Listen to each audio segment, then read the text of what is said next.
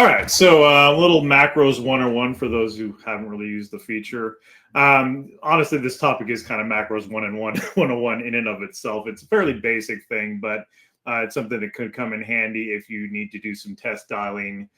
You know, if you make some changes to your routing or some other configuration changes and you just want to confirm that you can dial out, you know, that all the phones are able to dial out successfully, you could set up a macro to do that. And that is essentially just a script that sends button presses to the phone. It's kind of a one-way thing. We don't really get any handshake back from the phone saying, yeah, I got that command. What's next? We just push the commands. And, you know, hopefully the phone gets them and executes them in a timely manner if there's not any lag or anything like that. And there's some tricks we can put into the macro to kind of help mitigate if there is, you know, a little bit of lag or whatever that's kind of slowing the process down. So let's go ahead and start, you know, just from the main menu here. We'll go to remote phone control. And actually, it's whenever you're going to do a macro, especially if it's going to be like a big test project and you want to just, you know, make sure things are kind of working beforehand, it's always a good idea to make sure phone control is working. So you can search by, you know, directory number, device names, device types, etc. I've actually got one that I'm going to be testing the macro with up here.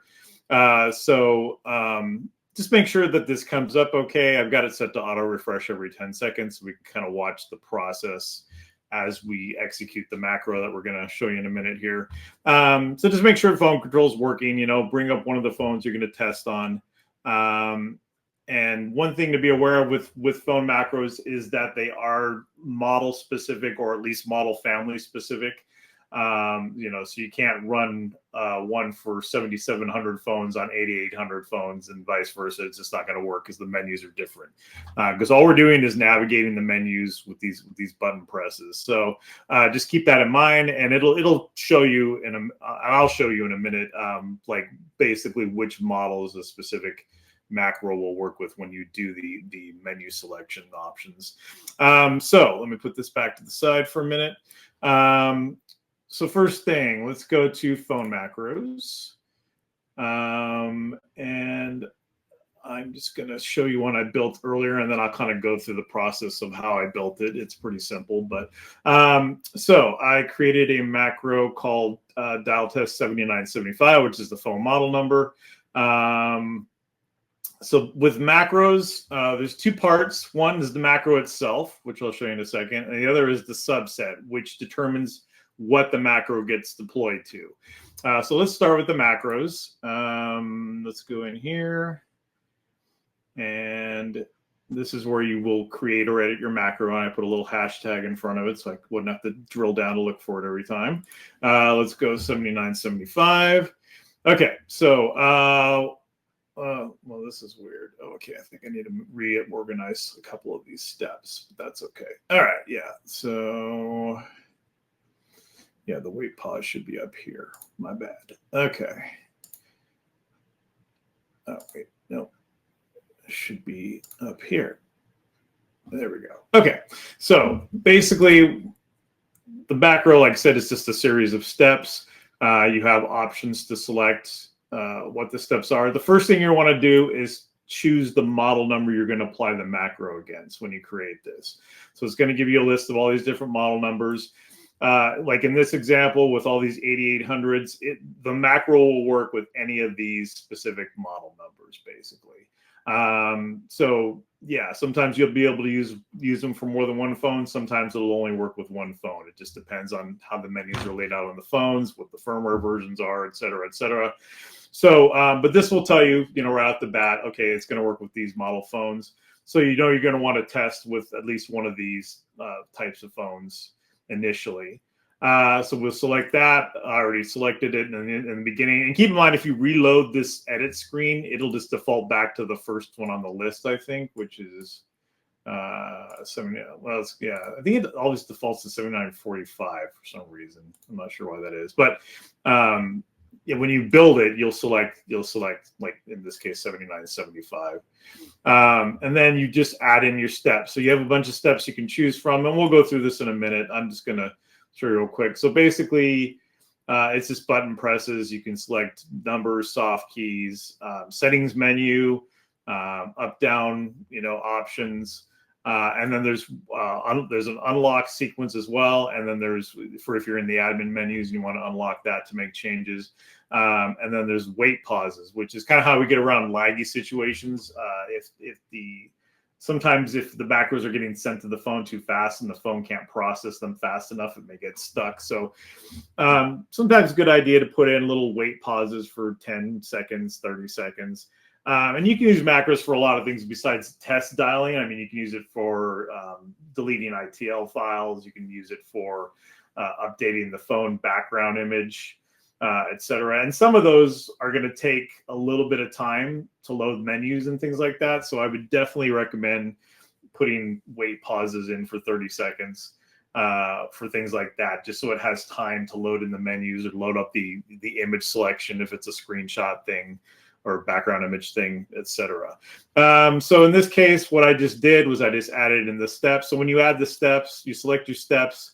It's just automatically going to add it in after the last step, but you can change that order. You can tell it to add it in a different spot.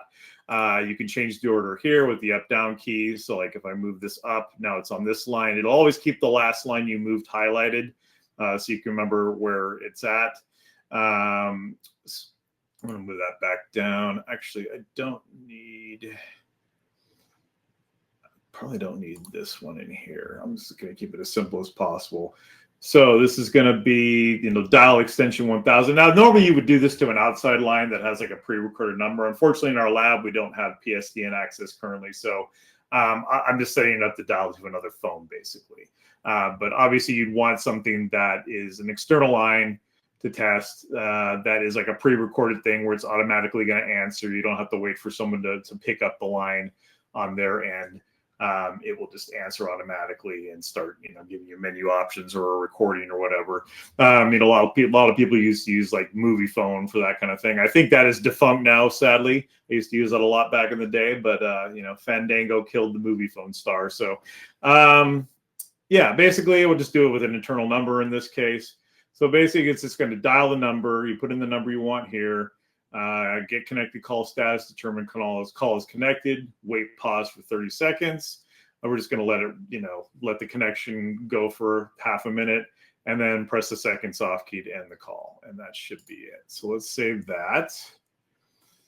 All right. So we have those steps in there. Now the second part of it, let's go back to phone control, phone macros. So we've got our macro built. The second part is the subset. So this is going to be what determines how the macro gets applied. So let's see. Here's the one I created, test for 7975.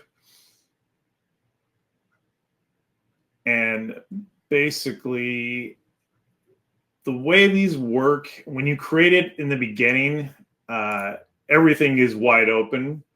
It's any device, pool, partition, location, or phone model. And obviously, since the macros have to be model specific, that's probably not going to work. You definitely don't want that turned on. So you want to disable any. And you may want to narrow it down, by different device pools, partitions as well, just depending on, how big of a job this is and how many devices you're going to send it to. You may want to do it in different chunks by these as well. But, this is a small lab environment, so I'm just going to select 7975.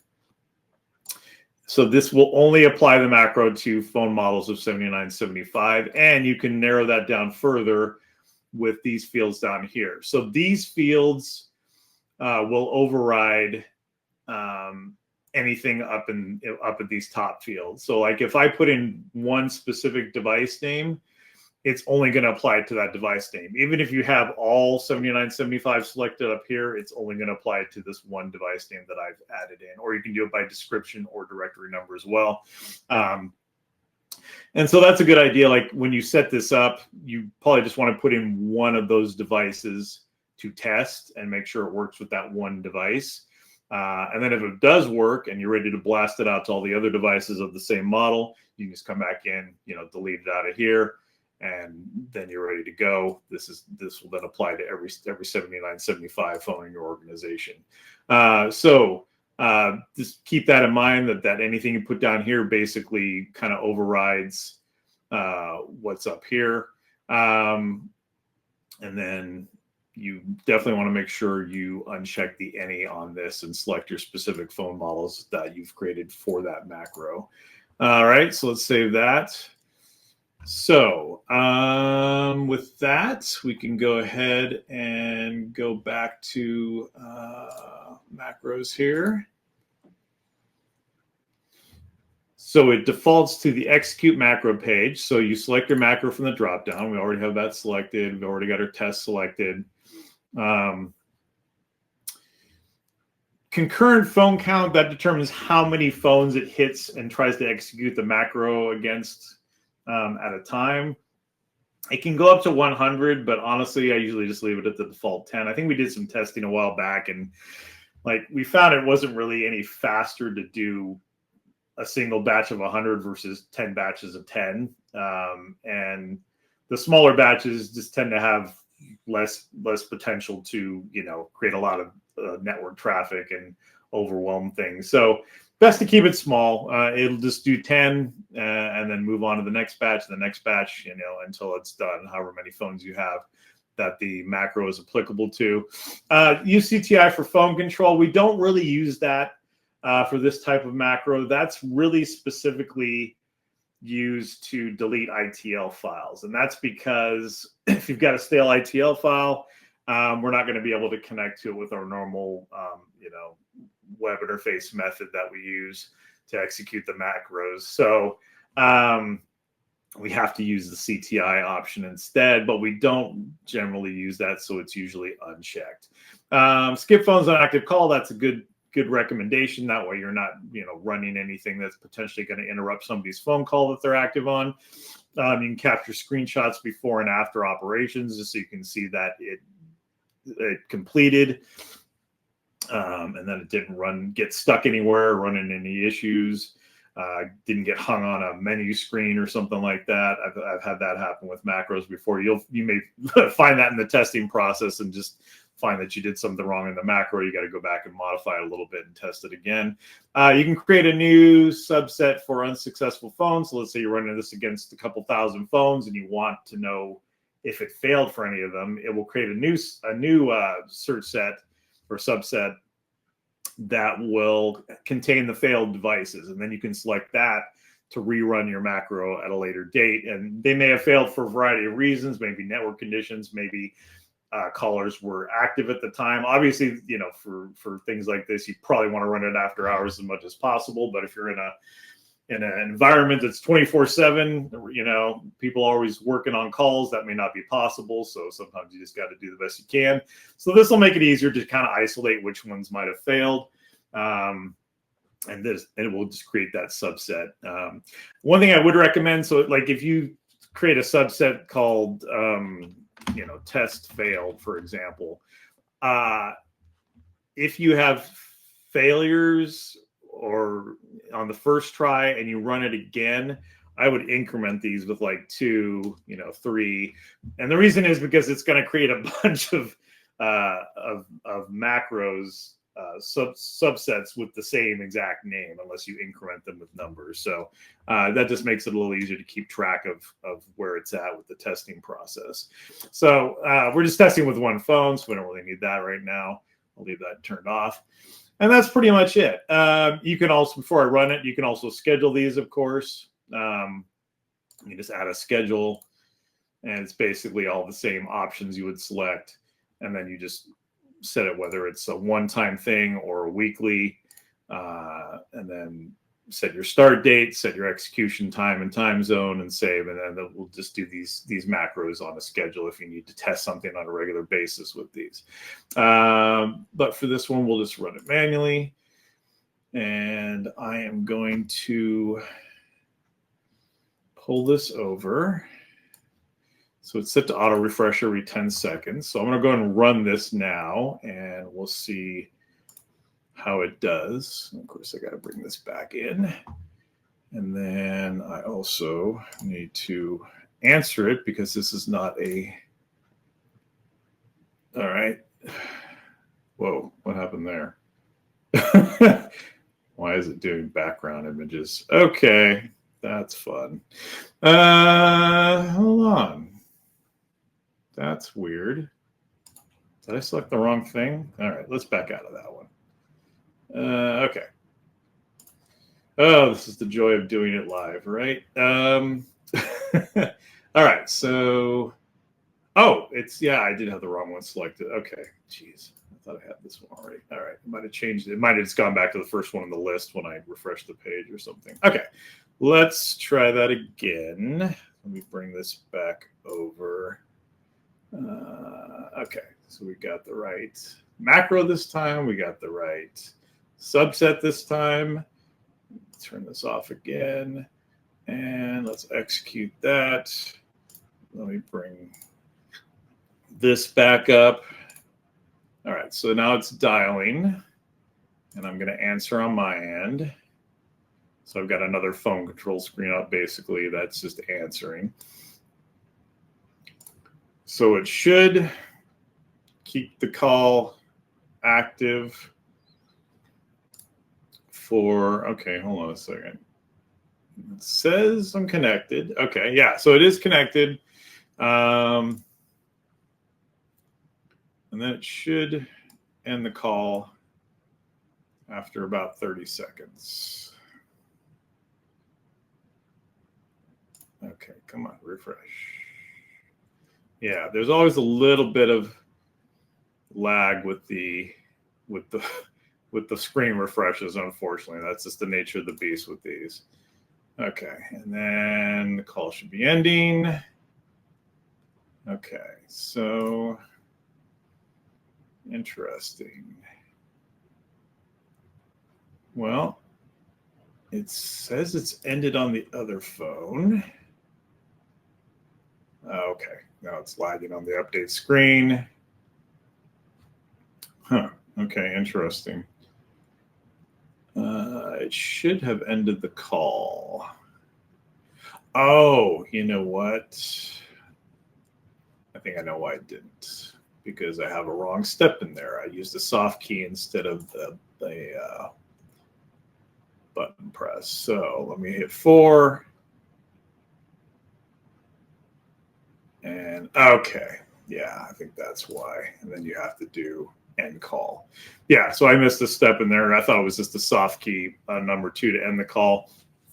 But I guess you have to, from that menu, you have to do button press 4 to get that option and then actually end the call. So that would explain that. Okay, so then that's back to the regular default screen. All right, so let's go ahead and change that up a little. Let's see, edit macros. Oh, I forgot to show you the screen, but yeah, basically it'll show you, if it's successful, it will show you the steps, and it will show you the before and after screenshots. I think you saw that there. I didn't elaborate, sorry, but it'll do it again in a minute. All right, so let's go back here. And I think we have to do press digit 4, I believe it was. And I'm going to drop this in after the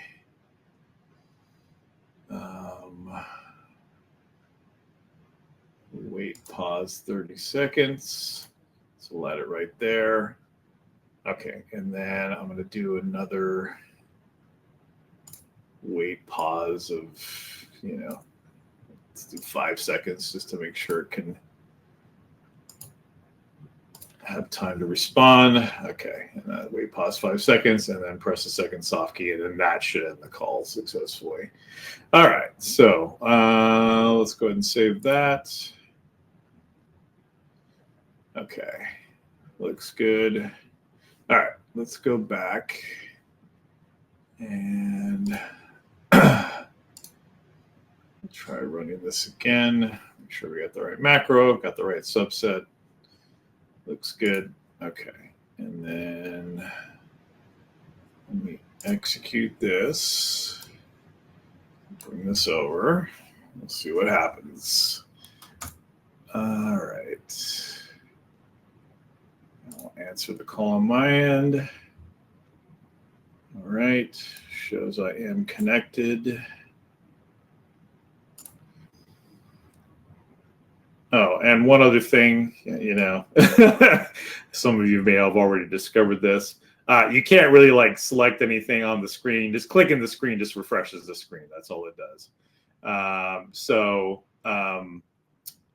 Yeah, like I forget that and try to like click on the fields up here rather than on the buttons on the phone control down here. So just a little pro tip there. All right, so okay, looks like it did end the call after about 30 seconds. And I should be disconnected on this end as well. Or did it? All right, hold on.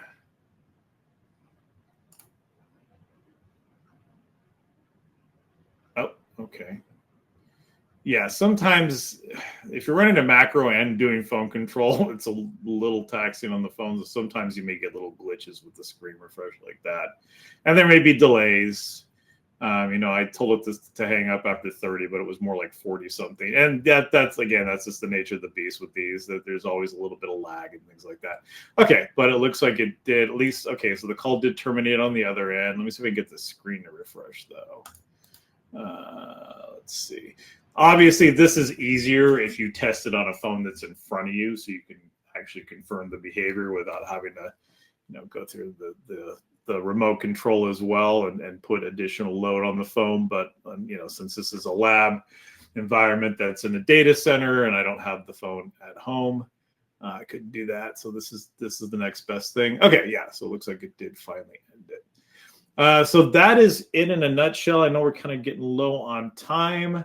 I think I pretty much covered everything, you know, as far as the basics. Obviously, if you have more complicated tests you need to do and you need a little help, you know, please feel free to reach out to us as support. We're always glad to help you put these together and test them.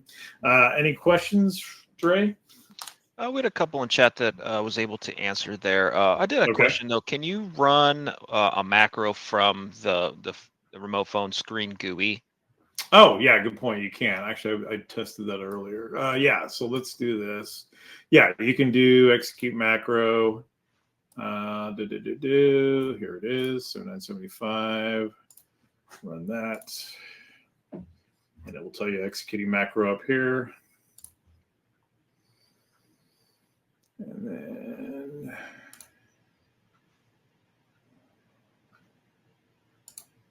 it's trying.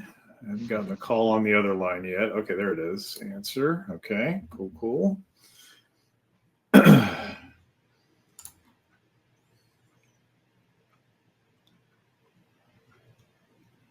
Okay, so it shows I'm connected. Yeah, it looks like it's showing connected in the background there. It's kind of faint, but you can see it. Yeah, it'll have this executing macro overlay when you do it. All right, and then it should end the call pretty quick here. Okay, so it looks like it ended on the other side. And it looks like it's ending on this side. Yep, there we go. Okay, and then it should snap out of this executing macro screen.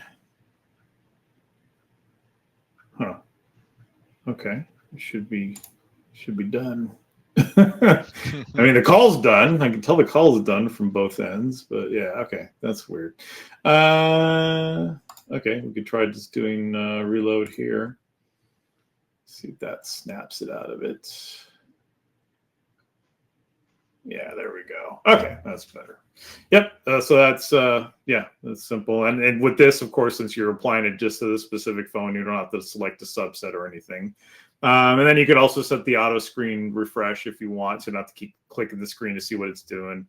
5 seconds is a little aggressive, honestly. Sometimes the screen can't even fully refresh in 5 seconds, so I usually recommend doing like maybe 10 or even 20. But yeah, you can absolutely run it from phone control as well. Awesome. All right. Any other features or questions about no features and also no questions. Beautiful. Awesome. Great job, Brian. That's a very helpful tool right there that you can use. Absolutely, especially when you got to do it on, several hundred or even thousands of phones. Absolutely. Absolutely. Come in very handy. All right. Well, thank you, Brian. We appreciate you as always. No problem. Likewise.